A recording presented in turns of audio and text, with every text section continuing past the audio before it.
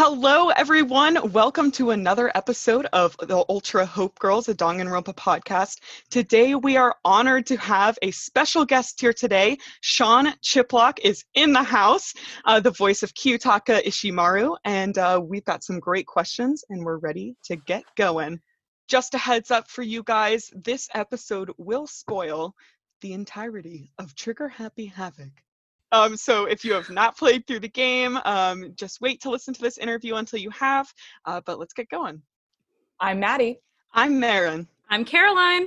And I'm Kiyotaka Ishimaru, the ultimate moral compass. And we're the Ultra Hope Girls. 1,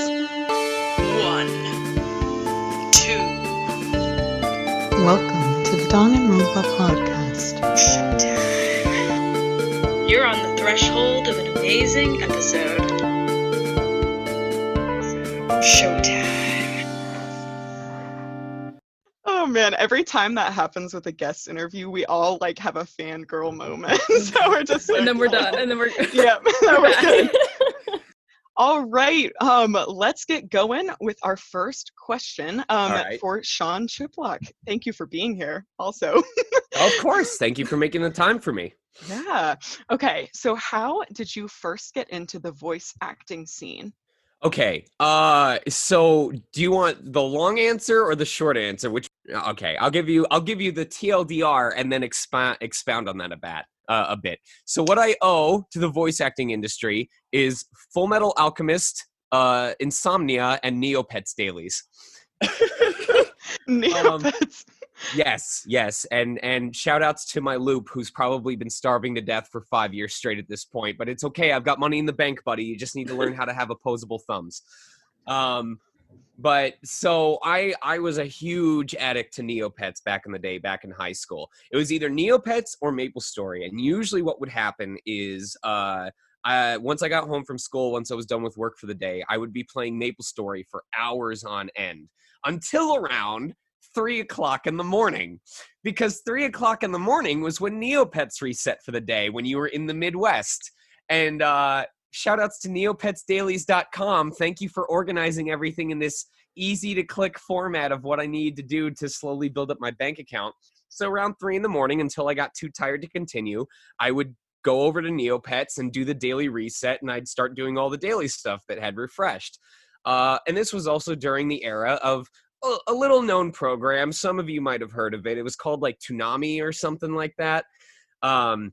Usually around that time, I think around the midnight 3 a.m. block is when they would air and then re-air that evening's episode of Full Metal Alchemist. The OG Full Metal Alchemist, mind you, not Brotherhood. We're talking about Dante and like side stories and like Edward having to actually develop as a character. It was good stuff.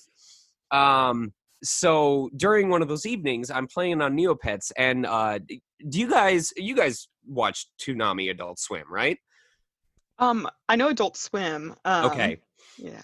So there was this series of commercials back when they were advertising their website that had this annoying as hell neon pastel color gremlin going, AdultSwim.com. It's a great website. You'll enjoy yourself. We got games and shows. AdultSwim.com. Like literally, that's all he did. And they aired this at least 4 or 5 times an hour.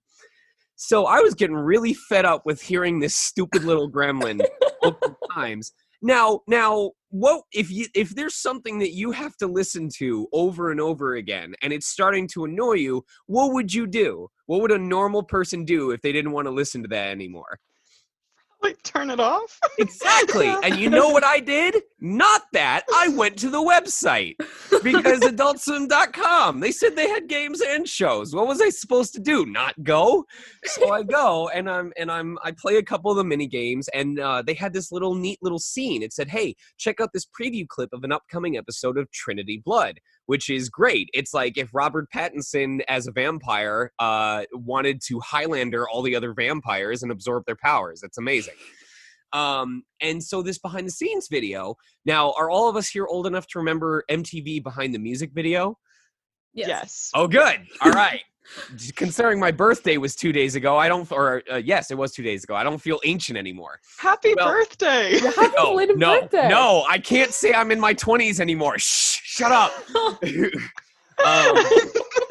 It had little factoid bubbles pop up during the video, and one of them was a hyperlink to a behind-the-scenes video of the recording process for Trinity Blood. And I click on it, and it shows, I know, this is how you know we're talking ancient times. It showed Troy Baker in the studio to record for an anime because he was the voice of the lead character. And it was pretty much the same as what you'd expect from a session today. It was, the director was talking to him. He said, okay, for this next one, here's what the character's doing. Let's preview it. Okay, let's go ahead and record it. Boop, boop, boop. And then him recording the lines. And that was the first time that I had seen a human being opening their flapper at the same time that a character on a screen was opening their flapper. And the voice coming out of the person was also the voice coming out of the what? And that's how I discovered what voiceover was. And it was just one of those moments where it happened and the light went off in my head that was like, that's what this is. And I didn't even fully understand what it was, but I knew that I wanted to be a part of it. So thank you, Neopets, for the crippling addiction to staying up late. Thank you, Maple Story, for giving me reasons to put off doing my homework until 6:15 in the morning on a school day when school began at 8:40 a.m. And thank you, annoying as hell neon pastel Adult Swim website advertisement character, for allowing me to jump into a career that has led to some pretty cool stuff. From now on, when someone is starting to royally annoy me by repeating the same thing 12 times, or when they start royally annoying me by repeating the same thing 12 times, or if they repeat the same thing 12 times and it starts really getting on my nerves, I'm going to tell myself not to get upset, especially if they repeat the same thing 12 times, because who knows? It could lead to a job. Love that story. Mic drop. Yeah, mic drop. That's so good. What were some of your first roles in the business? The very first role that I remember that was paid. Oh man, they're both mobile games, but you have to. Oh goodness. So, how do I describe this? So the most basic one was, it was this Halloween kids app on your phone where I played this funny skeleton, and you poke him and he tells horrible, horrible jokes. Like, they were so bad. I have to think of one that was like on the level that this character was. It was like I don't even know if I'm like still young enough to do this skeleton voice. Okay, it was, why was the birch tree full of confidence? Because if he can, he would. Right. It was terrible. I can't, like, I hope that you felt like a half of the pain that I felt saying those jokes. And then I had to laugh after each one of them. So I had to be like, because if he can, he would. And the Joker's off in the corner going, I may be crazy, but this mofo's a lunatic. Like, holy crap. Probably my favorite that involved an entire set of retakes was, there was a client that wanted well-known characters to do phone charging statements. So it was your typical, we're looking for celebrity impressionists, if you wanted to have Randy Savage, say, oh, your phone is low on battery, or one of my personal favorites is Kermit the Frog saying, hey, your phone, it's about to die. You should plug it in so it can charge. Oh, all right, cool. And so I did a bunch of these character celebrity impressions, and I was just doing them. And the client was always going, can you do any more? Can you do any more? Can you do any more? Like, in retrospect, now I understand it was just this giant repository of we're going to sell our app by having famous characters voice it. So it didn't matter how similar they actually sounded, as long as it's kind of close. The client kept going, do you have any more? Do you have any more? Do you have any more? And I ran out of celebrity impressions, and I went, well, I can do some other voices. And they went, what do you mean? And I went, there's this very well-known franchise that has a lot of cute monsters, and they make noises, down here, rhino. And I said, I can impersonate those characters because I'm a really big fan of that franchise. I can see that one of you is thinking, Caroline's like, I think I know what he's talking about. It's as obvious as you think it is. I'm just trying to keep it vague. And they said, okay, throw it to us. So I did a bunch of these, and there were usually like 4 phrases. There was phone is low on battery, now charging completed, and like one last one that I forget. So I did each of the lines in the voice of that monster creature, like what you'd expect to hear from the show. So like if in the show you heard it as Pichu, then it would be something around there. So I send them all off to the client. The client goes, these are very interesting. However, we need them to say the phrases. They have to say the words phone charging, phone is low on battery, charging completed. And if you've already caught on at this point to what I've explained, these monster creatures are not known for saying anything besides their own name. Yep. So I did it. I got paid for it, but I did impersonations of monster creatures where the only similarity was doing the voices that they originally did. So I want you to imagine some poor child who goes to use his phone and it falls to 5%. All of a sudden you hear, phone is low on battery, plug in to charge, charging completed. Oh my god, that's so good. That's so funny. Digimon, digital monsters, Digimon's now less scary. Yeah. That is so good. That is the best thing I've ever heard. Sorry, I'm like, Hey, you know what? I graduated college without any debt, and I can thank jobs like that for making it possible. Yes. Nice. That's what I'm bless talking about. up. That is an That's- achievement. Phone Amazing. charging, loan non-existent. Another question for you that we had is, what was the most challenging or one of the most challenging roles you've had to voice act for?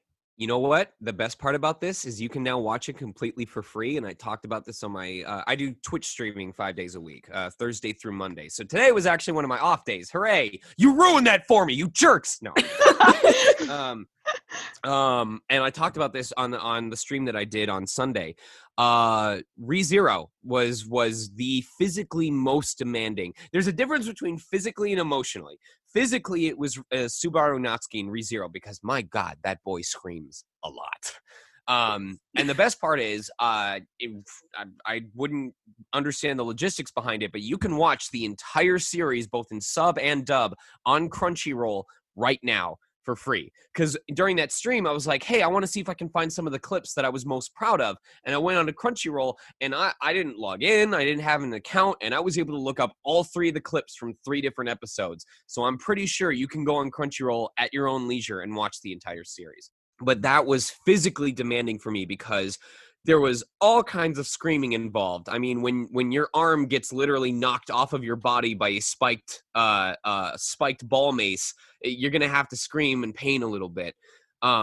There's one scene where he breaks down crying in the lap of another character, and I don't know if you know this, but the body really doesn't like crying because crying is an excess of emotion, whether it's happiness or sadness or anger or having to make phone charging messages as characters that don't normally speak English.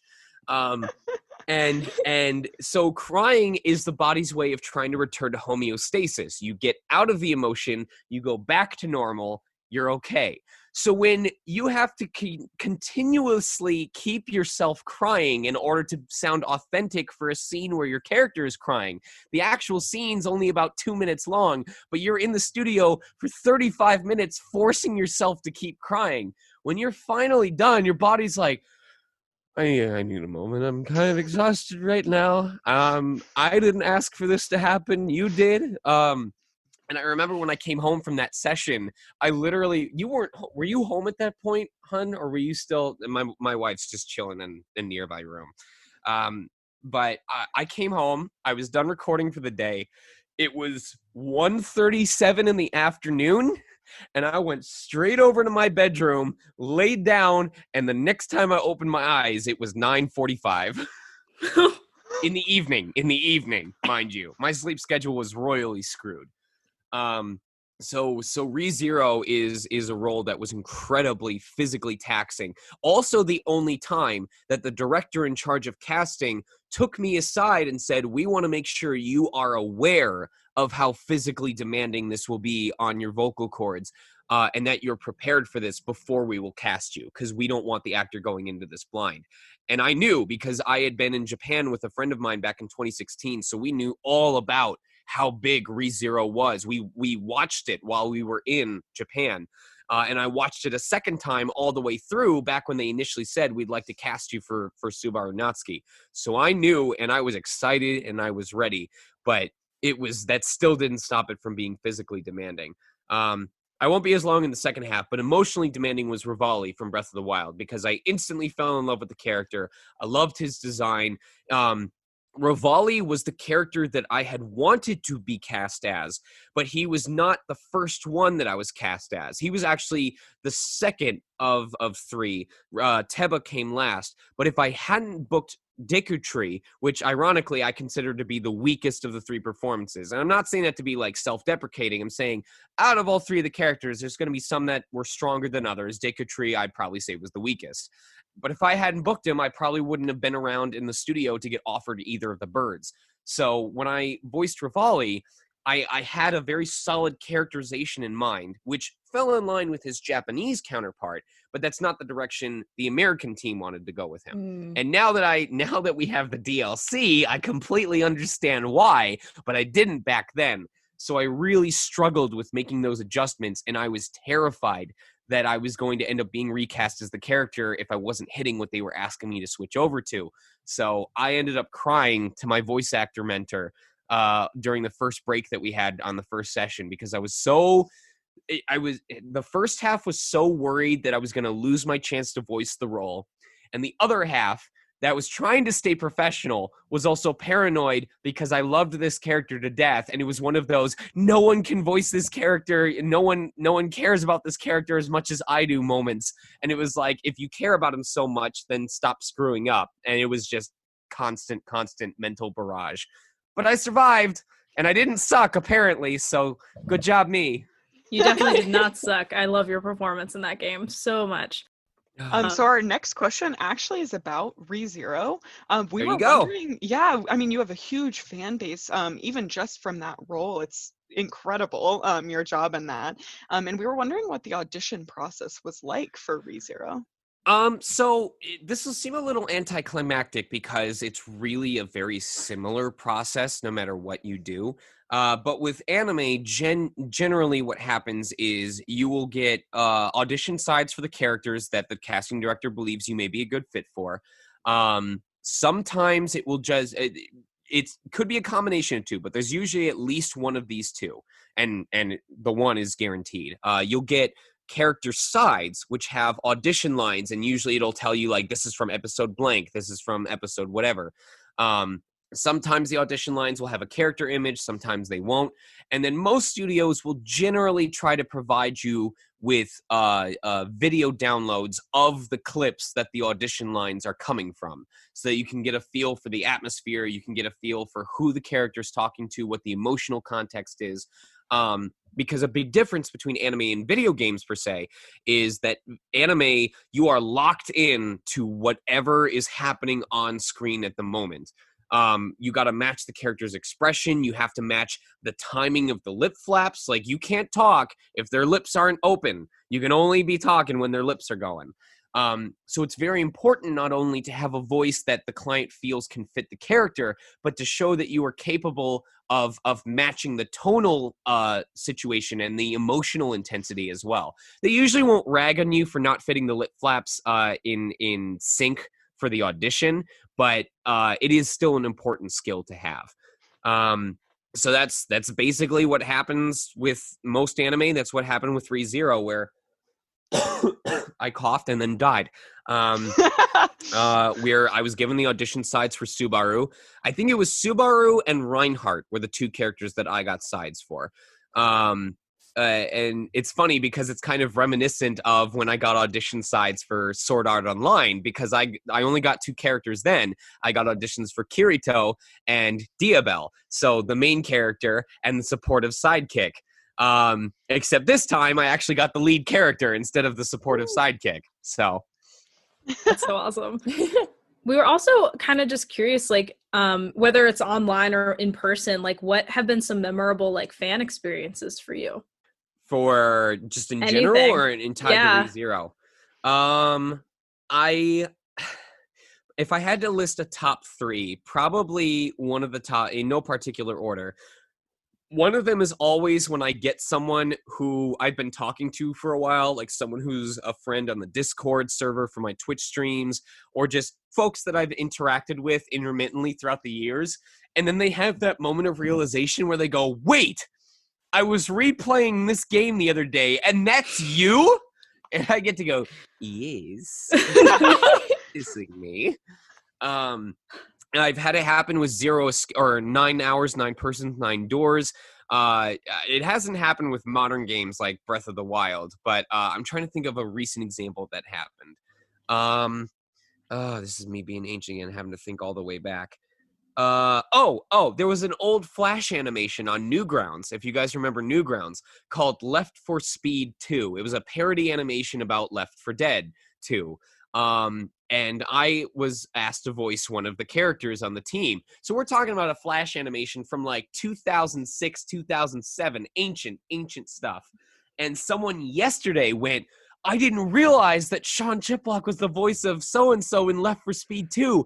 What the hell? I watched that animation so many times when I was growing up. What is going on? So that's always fun when that gets to happen. Just in general, I think I have always been one of those people that has tried to kind of try and break down the barrier between performers and fan bases. Like, I understand it's important to make sure you give yourself some distance if there's, a fan that's being a little clingy or if there's someone who's being inappropriate. I get all that. But I try to remind people that I'm just a human being, dude. I just happen to be doing a career that's more public than most, and I didn't choose for it to become more public. It just became that way, and I wish this was still a career where your looks didn't matter as much as your voice, but I'm going to be honest with you, there's a lot of celebrity casting going on, and sometimes it is about looks. There are studios that tend to try to cast based on how close the actor looks to their character, as well as how well the voice fits. So it's becoming more public and more social, and it's not necessarily because the actors want it to be that way. So I do my best to remind people that I'm just working within the confines of my career, but just because my job is more well-known than yours might be, does not automatically make me more important than you are. I guarantee you, we would still manage a lot better without anime dubs in the world versus the garbage, waste management system coming by and taking our litter every week. You let that pile up for a month or two, I guarantee you'll start having worse effects than if you can't get access to My Hero Academia Season 4. I'm sorry, honey. I love you. Please don't hate me. She's very serious about her My Hero Academia dub access. I love My Hero Academia. So I just genuinely enjoy anytime I get to interact with the people who make my career possible, because this may come as a surprise to you, but if companies thought that they could make the same amount of money on their project without giving it an English dub, they wouldn't do an English dub. Mic drop. That's so good. So Yeah, go ahead. Oh, sorry. You played Santa in 999, right? I did. I love those games. I'm trying to get Caroline and Maddie to play them. I'm sorry. It's another fan moment. I feel like the puzzles would piss me off. Like I know that I would enjoy that game, but after 15 minutes of skirting around the room looking for that next piece of the puzzle I'm supposed to do, no. 9 persons, 9 hours, 9 doors, 9 hours in solitary confinement after I scream bloody murder and concern the neighbors until they call the cops on me. 900 hours, 9 persons, 9 doors. 900 hours, 9 people involved in the divorce settlement. Oh my god. Oh my We've also had the experience. So we've interviewed a couple people up to this point, and we've had the experience where we'll text each other, and I'll be playing Fire Emblem or something. And I'll be like, "Wait, guys, Right? this is, like Dot, or this is, Kira Buckland or whatever." It's been wild. Yeah. Nice. Yeah. Anyway, I was also wondering. I just like to ask, like, besides like working, like, what have you been up to in quarantine? What are you catching up on? Oh my god. It's hard to remember that there's quarantine going on in my case because I have had so little time to myself in the last couple of months. Now, okay, the first month was Animal Crossing long play. Yes. Oh my god. 300 hours. Okay, I got so upset because I have owned Smash Ultimate since the day it came out. I have gone to tournaments and had it on for 8 hours at a time. I have played online Smash Wi-Fi every time I'm bored. And in a month, I logged more hours on Animal Crossing than I have logged on Smash Ultimate in 3 years. Oh my god. So for that first month, it was pretty laid back. My wife was immediately able to work remotely from home, so she still had her job. And I just had nothing to do. And so I played Animal Crossing nonstop. But then when clients realized that, towards the end of that month, I was like, I can't do this all day, every day. I'm going to get really bored. And I knew that this was going to happen because the last time that I had nothing going on for an extended period of time, and that was just because I wasn't booking any new studio gigs, I got hired at Disneyland California Adventure as a member of Turtle Talk.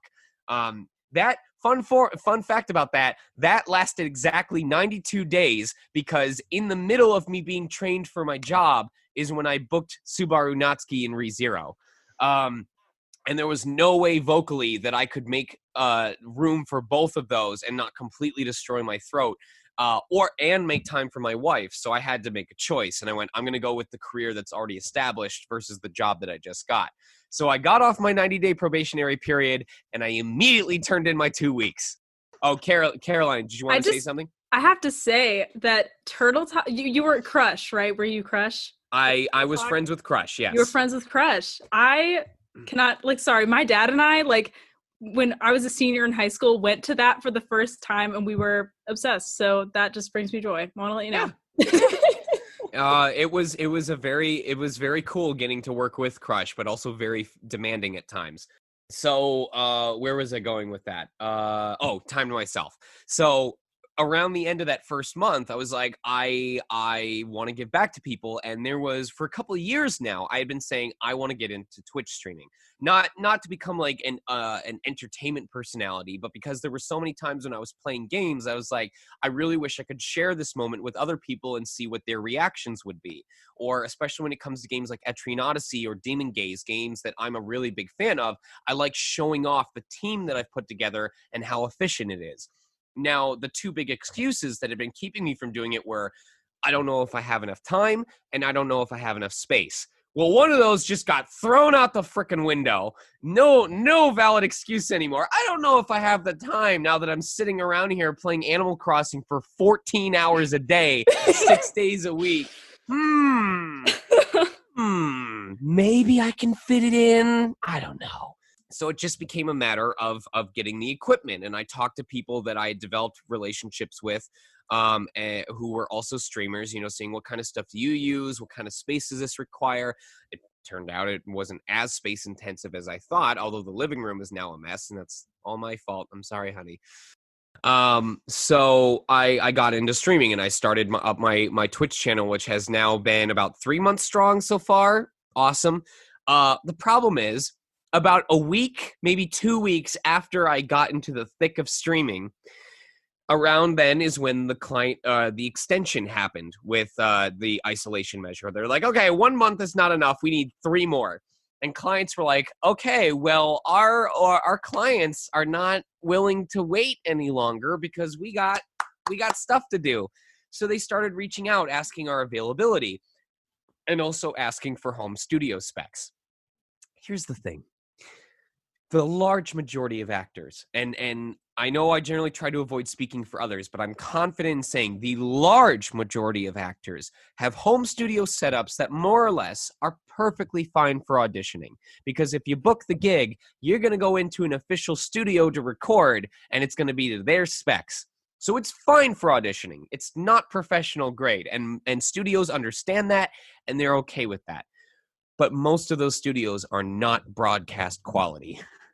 Now, they needed broadcast quality. They needed something that engineers could work with, and that meant no background noise, no computer hum, no awful reverb coming in.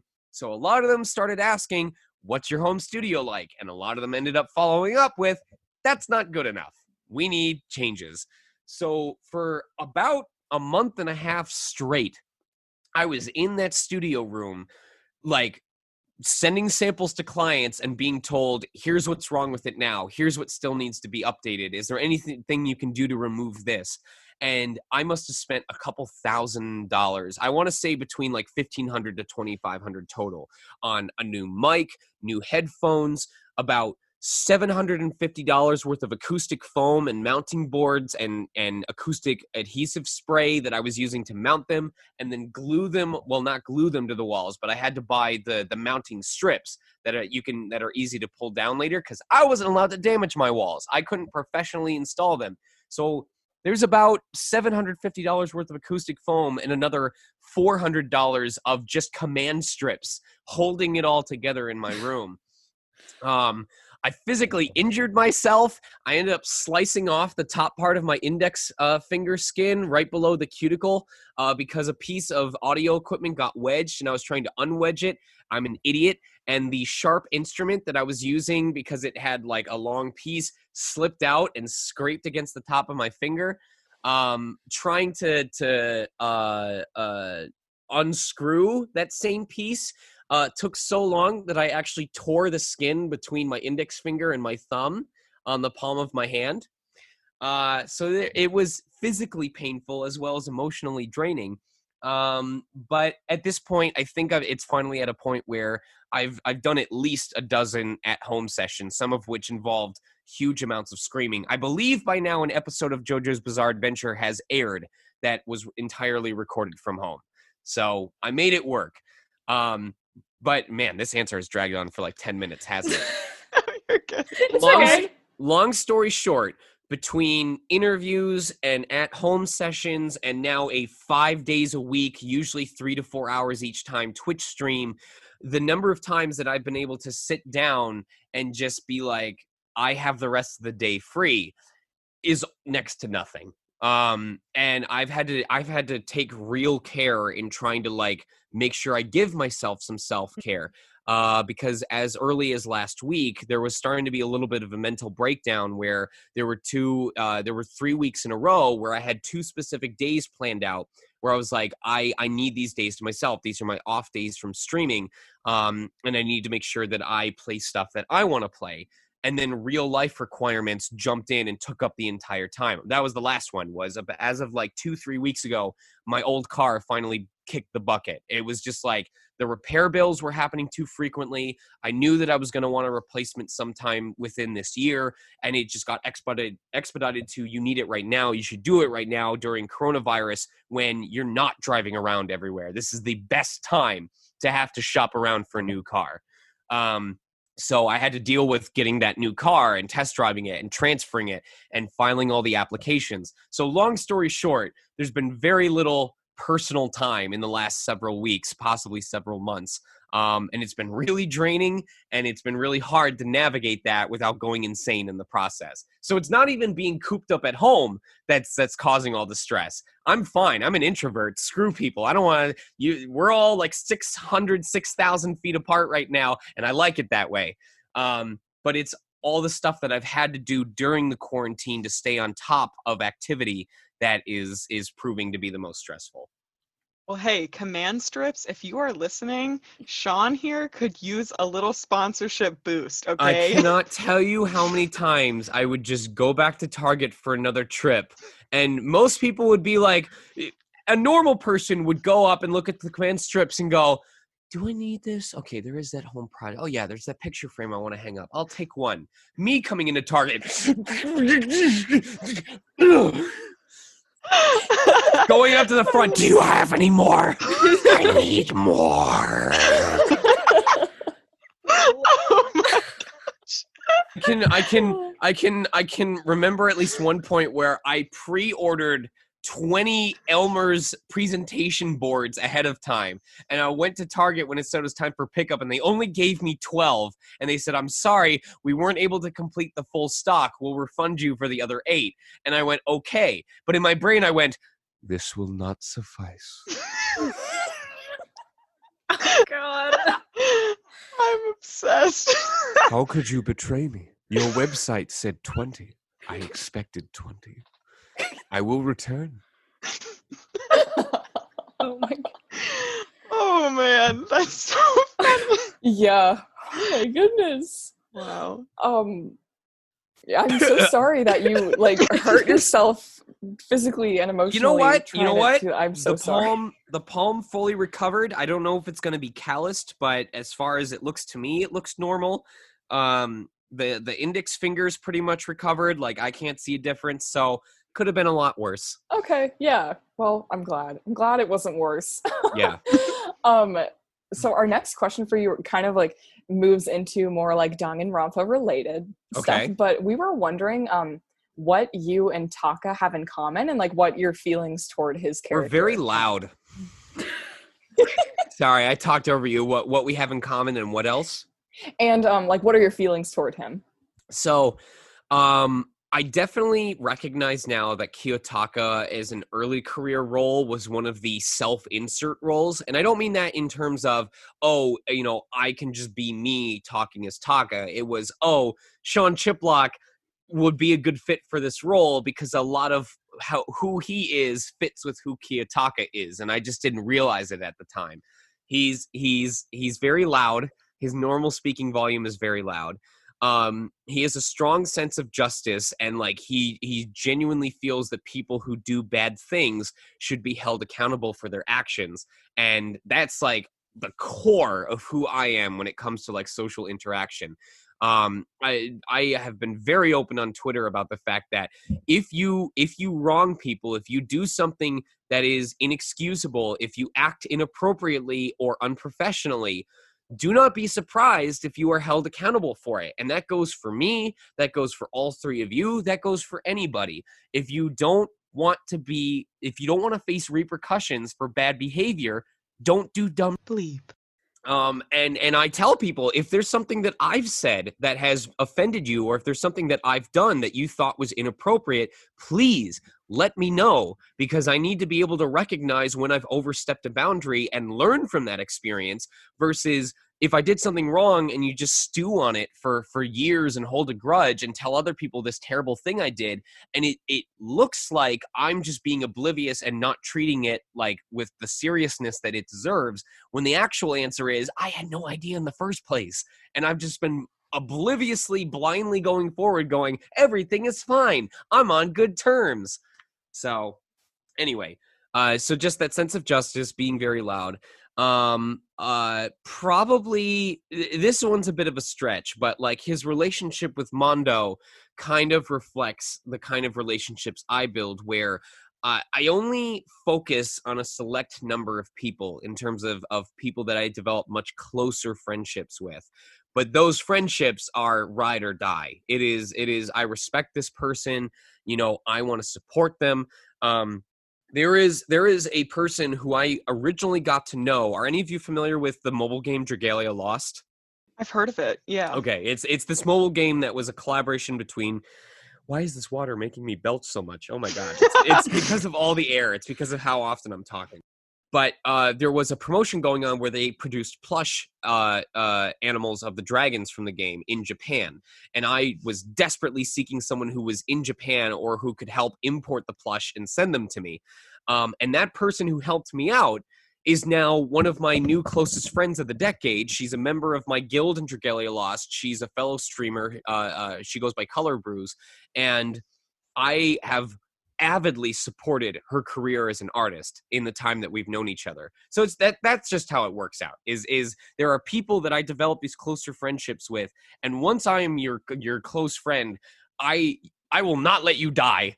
I will not let you starve. I will not let you, go homeless. I will do what I can to take care of you by any means necessary. Sean, I took a personality quiz. We all did after we played through the first game, and I Okay. actually got Taka as my result. Okay. And I think probably like 3/4 of what you just said in that answer are legitimate words that I have said before. I feel like I found like my identity twin. This is so exciting. I'm glad that my female half has such incredible hair. Oh, thank you. Thank you. Right back at you. No, I gotta shower, man. This summer humidity is eating a lot. Look at this. What is this swirl right here?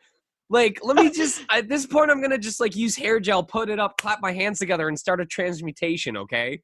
You're like one of the main characters. You have the little hair spike. Yeah, The little hairs, the cowlick. Oh my god.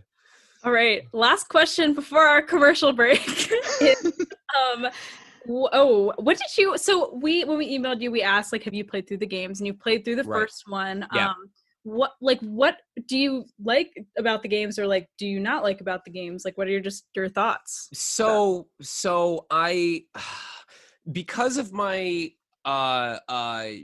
this is an interesting description. You have to trust me when I say that I can experience a game visually even if I'm not just playing it. Because like I used to watch Johnny Awesome and his playthroughs of Shin Megami Tensei, which is a franchise that I otherwise would not touch because I'm not a big fan of the way the mechanics work in those games. They're great games. It's not my genre. It's not my style. And while I hadn't played Ace Attorney until last weekend as part of my Twitch stream, I had seen playthroughs of Ace Attorney. And I enjoyed kind of the trial parts of the games that were involved there, the collection of evidence. So I saw similarities between Ace Attorney and Danganronpa that already helped me to find a connection with it. But then, of course, Danganronpa goes the much darker path, and it's got I like the way that they integrate the mini games alongside the trials. So it's got a little bit of action. It's got a little bit of puzzle solving. It's not too far on either side. It's not all the way 9 hours, 9 persons, 9 doors, but it's not all the way, WarioWare mini games either. So it's nice. It just gives you options. Now, that makes me sad that I haven't made the time to play the second or third game, because my understanding is Danganronpa V3, the main game is like maybe 15% of all the modes that the game offers. There is so much. It is stupid how much they put into those games, and I am mad that I have not properly appreciated them yet accordingly. Maybe a future Twitch stream. Maybe could be those games. Yeah, maybe. I know that I'm pretty slammed up in the meantime because we're right now. Thursdays are Trials of Mana, but I think we're going to be done after this upcoming Thursday because we're at the very final dungeon of very finalness. Friday's Final Fantasy VII Remake. Saturday currently is a live dub playthrough of Ace Attorney. Sunday is usually a personal progress stream. It's whatever I want to play, which right now is a $3 mobile game port called Dungeon Rushers. Huzzah. And then Monday is usually a multiplayer game, whether it's Jackbox games like yesterday, 100% Orange Juice, Smash Brothers, stuff like that. So I think Final Fantasy and Trials of Mana are the closest to being done. But as soon as those are done, we're going to be doing Bug Fables and Paper Mario Origami King. So Yes. awesome. All right, everybody, we are going to take a quick break, but before we do, we wanted to remind you all that if you have a question or comment that you want to send in, you are welcome to leave us a voicemail on Anchor. We are working on getting those questions answered, and so if you send in a question, you might have a chance to be featured in an upcoming podcast episode of ours. Also, be sure to check us out on social media. We are on Twitter, Facebook, Tumblr. We're Ultra Hope Girls Podcast pretty much everywhere, and we also have a website now, ultrahopegirls.com. So check that out if you want to see more. And of course, we have a Patreon. If you subscribe to our Patreon, you'll get access to a bunch of cool perks, including bonus episodes of our podcast. Not only that, but we also have a Redbubble page now where you can get Ultra Hope Girls merchandise. So be sure to check that out. And we will be right back with Sean after this break.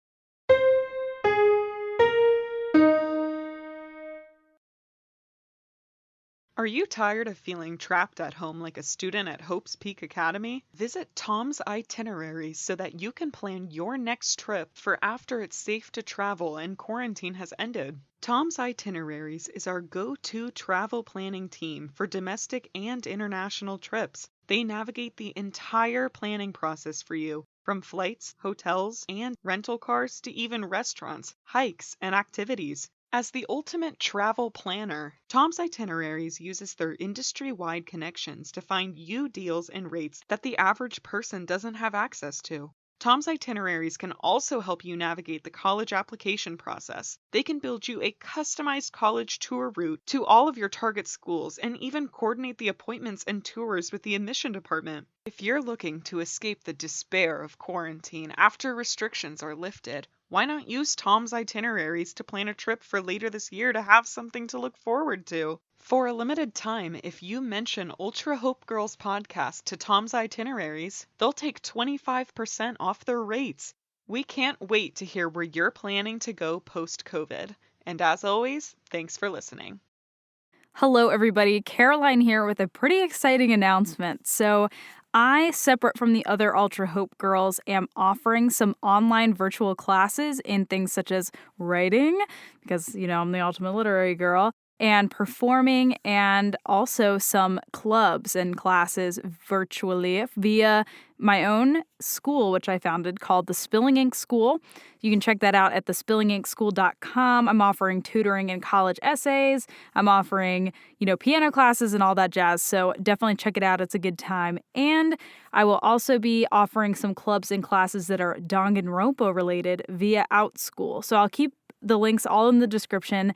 They are for people under 18, so ask your parents before checking it out. But yeah, I'm excited to potentially have some listeners in my classes, and I wanted to let you know that that's going on. So thanks so much in advance for checking it out, and I look forward to teaching some of you.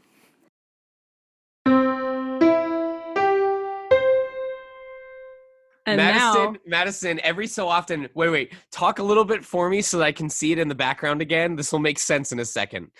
Wait, you want me to talk more? Perfect. Okay, Say so that stuff? sign in the background that says, be changed to see.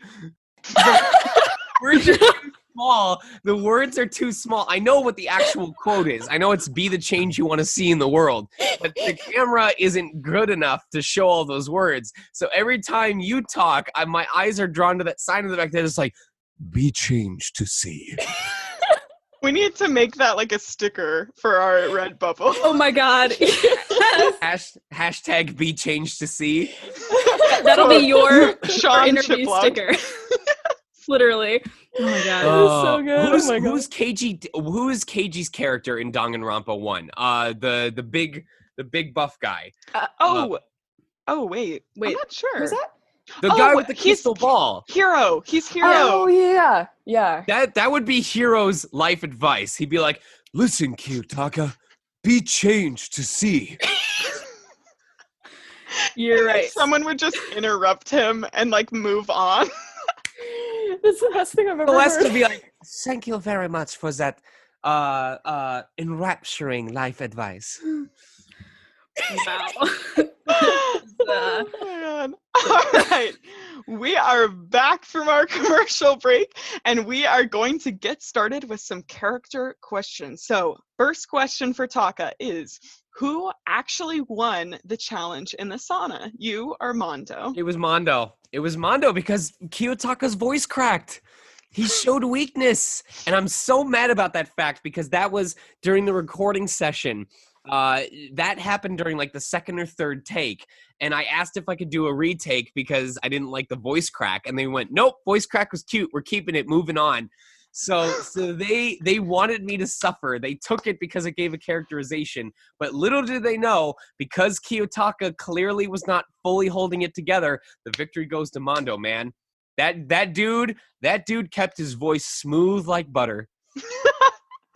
like butter. Oh.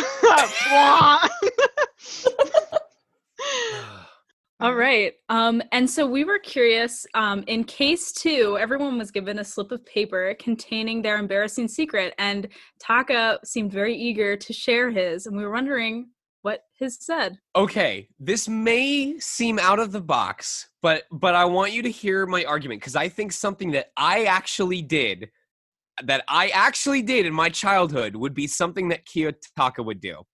Does anyone remember Minute Math? Yes. Yes. Yeah. Okay.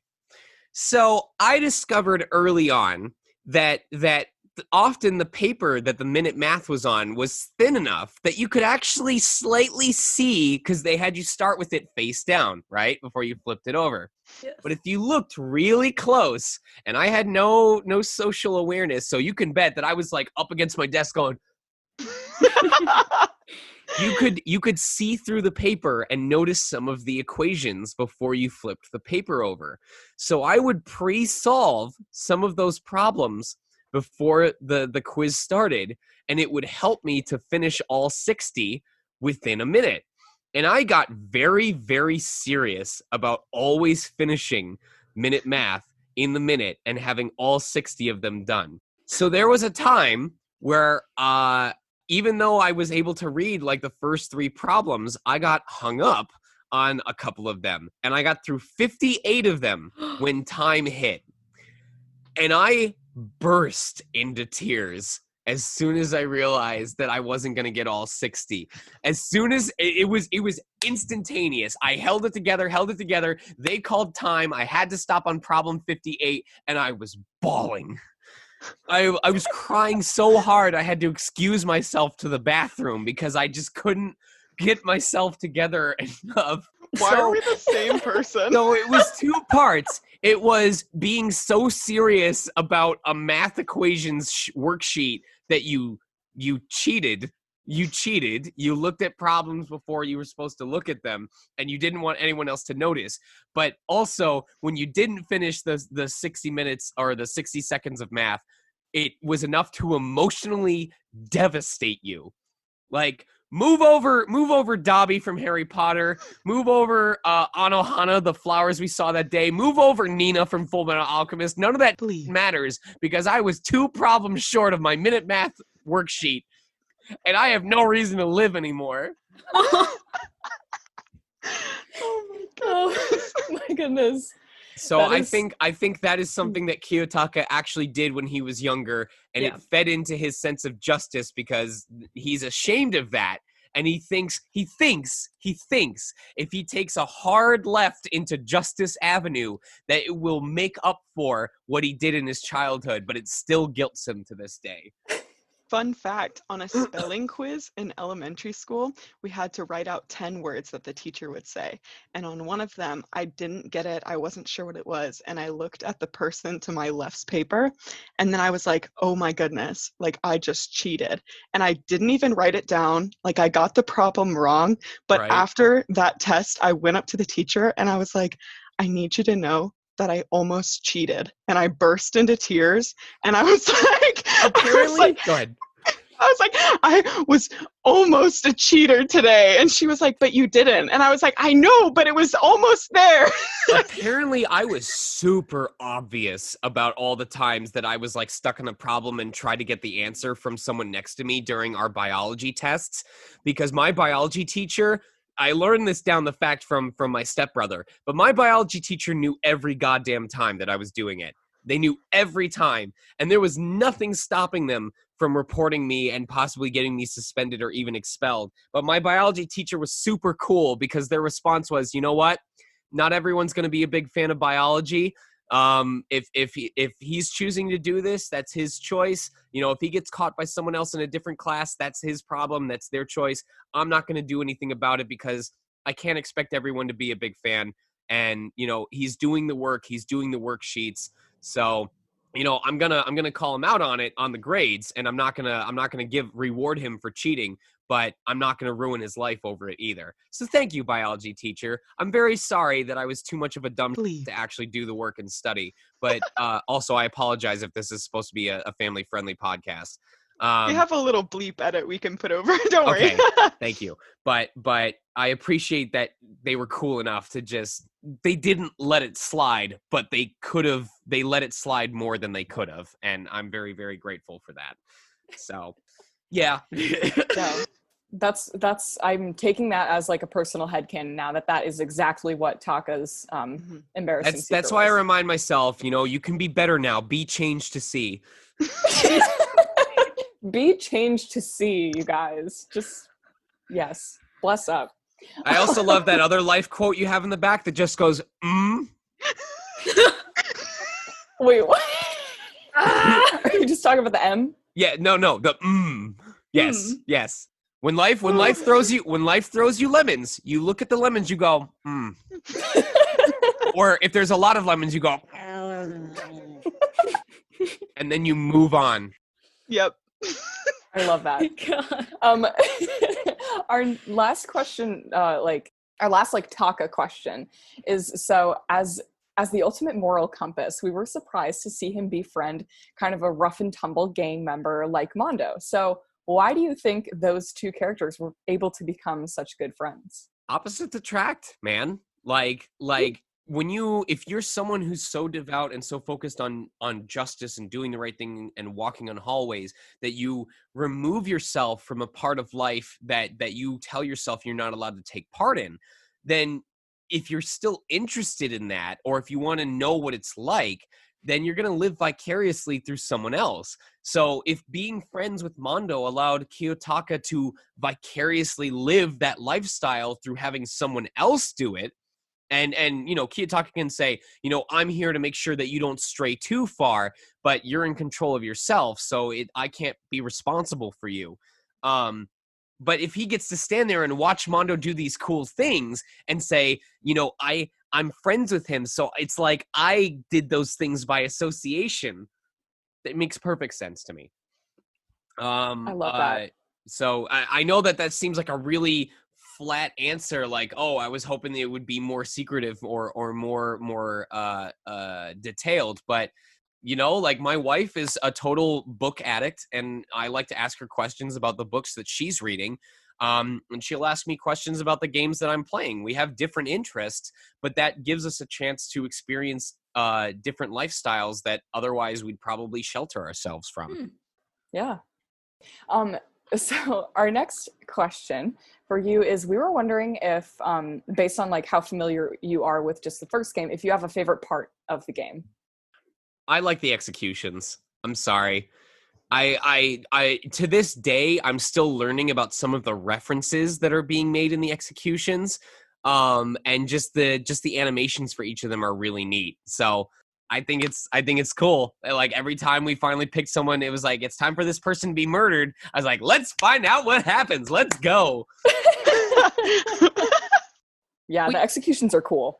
Executions are cool. And now we're all on a government watch list. Oh, God. Yes. Oh my God. That's our favorite part of the episodes to film when we do case analysis episodes. Right. It's there's the most to unpack with that. Definitely. Okay. We were also curious, we talk a lot about characters and character development, and we were wondering if you had any fave characters from the first game that stuck out to you and still hold in your memory. Byakuya Togami. Your beauty is beyond compare, with golden locks and skin so fair. Ooh, Byakuya Togami, Byakuya Togami. Oh, I've always had fun when I get to play the characters that are snooty, snobbish, self-absorbed. I might have a couple roles on my own portfolio that hint at that. But I hate his character, but I love the character type. And he was just an instant fave. I was thinking Seto Kaiba the entire time. Yeah, we three love Byakuya too. Yeah. Even Marin and Caroline actually collaborate. I was so bummed I didn't have time to help them with it, but they created a Byakuya ballad and wrote a little song about it, and it was really cool. Nice. So he's a favorite of ours as well. So one of our last questions for you is, do you have any advice for people looking to get into the field of voice acting? I give 4 websites. The first is iwanttobeavoiceactor.com, which is a blog site by D. Bradley Baker, who is pretty much the voice of every creature that you've ever heard in games. Like, the man's resume of creature roles is immense. Voiceactingmastery.com, which is a podcast and potential online workshops by Crispin Freeman. Voiceover Voice Actor, which is a warm-up website and book offered by Yuri Lowenthal and Tara Platt. I love you, hon. Take care. Yuri Lowenthal, among other roles, was also Spider-Man in the most recent Spider-Man game. So the one that's been released, because I know they just announced Miles Morales. So the most recent playable Spider-Man game. So the man's clearly getting work. Yuri did a good job, for sure.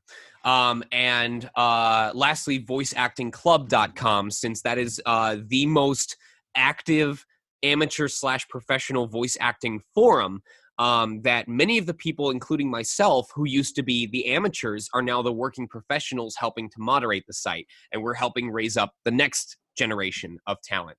And there's a nice mix of independent works. There's a nice mix of indie games, of original animations. So I highly recommend that people go to those first 3 sites to learn as much as they can. And when they're ready to put it into practice, go to Voice Acting Club. That's awesome. Awesome. Yeah, there have been games published on Switch within the last 5 years that were cast on Voice Acting Club. Freedom Planet, I think possibly Snipper Clips was cast through there. I could be wrong, so I apologize, Kimlin, if I'm wrong about that. But I know for a fact that there are games that have been cast on Voice Acting Club that you can now play on Switch. That's awesome. Very helpful resources there. Thank you. Yeah. Okay, so our last question before we get to Wed, Bed, Behead is, what are some current projects you're working on that you want to promote? Okay, so today is a fun day for me, and that's why I was almost late for this meeting, is because there's a lot of stuff I've been sitting on. The thing that I will say is my Twitter is the most up-to-date regarding roles that I'm allowed to talk about. So if I'm allowed to talk about it, I've already said about it on my Twitter. If I haven't talked about it, it's because I can't yet. And today, literally this morning, before I jumped into the Zoom meeting, I got to announce 2 things. One, I don't know if you guys heard about the New Game Plus Expo thing that was being held, that was talking about upcoming games from Inti Create, NIS America, a bunch of other companies. I was hired to be the host of that. It's kind of like a Nintendo Direct stream. So the main stream is already done. They've already moved on to the post-game or post-showcase stream. Basically where they show the gameplay after everything else. But during the main thing, which was kind of like a Nintendo Direct for a bunch of different companies, I got to be the person talking about the games that were coming out and highlighting the trailers and stuff like that. That's which so is cool. Which is really funny because I'm in at least one of those trailers, because one of them was for a game called Fallen Legion 2 or Fallen Legion Revenants. And I voiced a character named Alastair.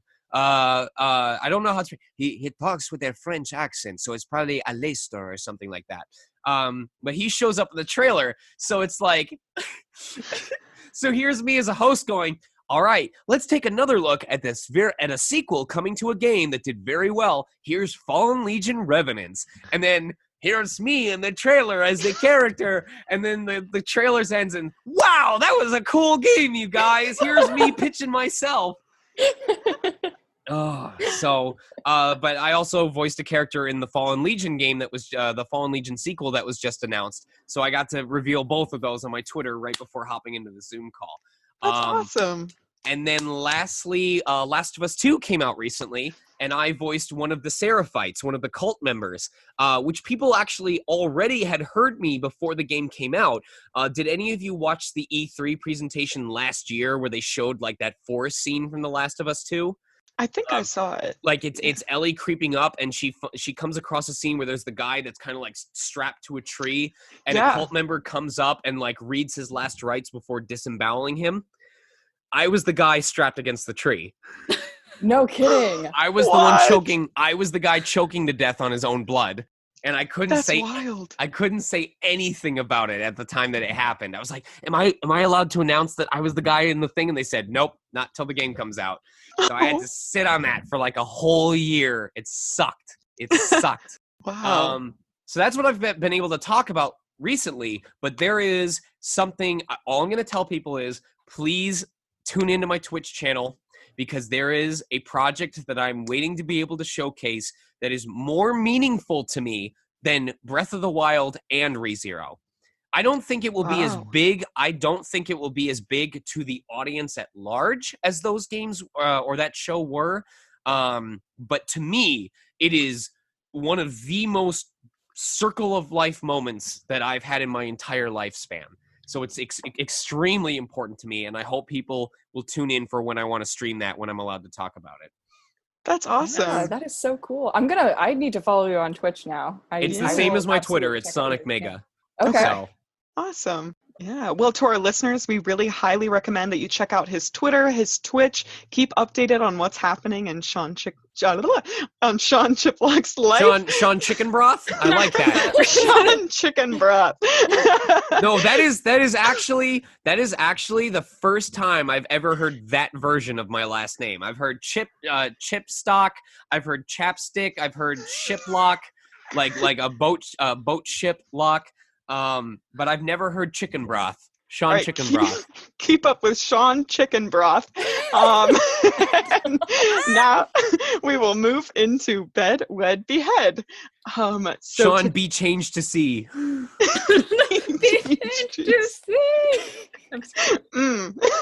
All right. So today for Bed, Wed, Behead, we are going to be going through Mondo, Chihiro, and Celeste. So we've got his buddy, his victim, and the person who kills him. This is hard for me because my answers changed based on whether it was me answering them or Kiyotaka answering them. If you can answer as Taka, I would be honored to answer as Taka. Yeah. So let me see if I understand, because I'm unfamiliar with this game of the party. This is Wed, Bed, and Behead. Does that mean there is someone I build a bed for, or... That's exactly it. Okay. Yeah. Well, I would build a bed for Chihiro without a doubt, because Chihiro is innocent, and working around computers all the time, he is most likely very exhausted at the end of the day, and I would love for him to be able to get a good night's rest. So for Chihiro Fujisaki, I would build a bed, or at least send a bed. Okay, for wedding, I would wed, of course, my greatest friend, Mondo Owada. That man has hair that points directly towards the object of his affection. And the moment he looked at me and said, "What are you looking at, tough guy?" I knew it was meant to be. I knew it was meant to be. I would instantly wed Mondo Owada, because you can, with abs like those, you can cut through the lies and get straight through to the truth. And speaking of lies, Celestia Ludenberg. More like Celestia Liarberg. The number of times you have lied is inexcusable. Yeah, I don't care. I don't care if you're a cat. You've gone through all 9 lies, so to speak. It is time for you to face justice. So, Celestia, I'm sorry, not sorry, but this is a truth. I have chosen you to be beheaded. That was perfect. That was everything I've ever wanted. I just, good lord. I don't think I've laughed that hard. When we interviewed Jason Wishnov, which is out, if you want to check it out, okay. When he did Byakuya, good lord, if you like Byakuya, you will enjoy the last 5 minutes of that episode. Oh my god. Yeah. Also, I realized when I introduced the characters, I completely messed up. Taka did not kill Chihiro. I was thinking of Mondo. I think I said that he killed Chihiro. But we'll just whip that back. All right. Yeah. All right. For me, I think that I would bed Mondo, because in the anime, that guy's like a hunk. I was like, wow, look at him. His abs cut through the lies, Maren. Yes. Sorry, I misspoke. His abs cut through the lies. Right. I would probably wed... Oh, this is tough. Oh no, never mind. Because behead, I could not behead Chihiro. I would wed Chihiro because Chihiro is cute and he is just a gem, and I could not physically behead him. He's been through too You have much. to behead Chihiro so that cute face never ages. Oh wow, Oh, that's dark. that is like Haunting of Hill House right there. Oh my god, it is. And then I would behead Celeste. I love how casual. I would decapitate this person if I had to choose. It's just what I have to do. It's my civic duty. It's my civic duty. Oh my god. I would not bed Chihiro. It'd either be wed or behead. Wed is because Chihiro's 4'10", same as my wife. Behead would be because of the reason that I mentioned earlier. Mondo would probably be I don't know. It's hard. It's difficult. Celestia, if I didn't wed Chihiro, Celestia would probably be the one that I would wed. Yeah, I think I would. So I would behead Mondo because not my type. And then I would probably bed Chihiro, wed Celeste, because I love a good mysterious woman. I'm glad to know that, like a female praying mantis, anyone on a date that you decide you don't want a second date with, you'll just decapitate right then and there. Yeah, as one does. That's normal, right? That's the premise of an episode of Buffy. Is it really? Yeah. Wow. That's it. Okay. I think I would. So this one, I would say wed Chihiro. I think that Chihiro and I would get along pretty well. He's one of my favorite characters from the first game. I love him. And yeah. Between Celeste and Mondo, it's actually kind of tough. I think I would go with, I think I would bed Celeste and behead Mondo. I think, Mondo's just not really my type. Yeah, I like Mondo. I wouldn't want to behead him, but yeah, that's my answer. You're a butter person, and he's more margarine.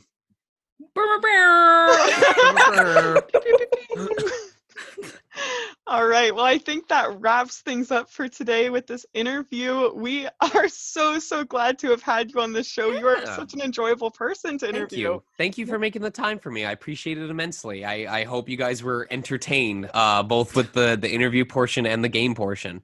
Yeah, absolutely. We were. And to our listeners, again, please check out all of his social media and his current projects. And we're so glad to have had you. Thank you. So what you need to do now is, after you've interviewed enough of us, you need to do a Danganronpa V3 style board game where, like, you pit all of us against each other and the winner gets something special from, like, the interview crew.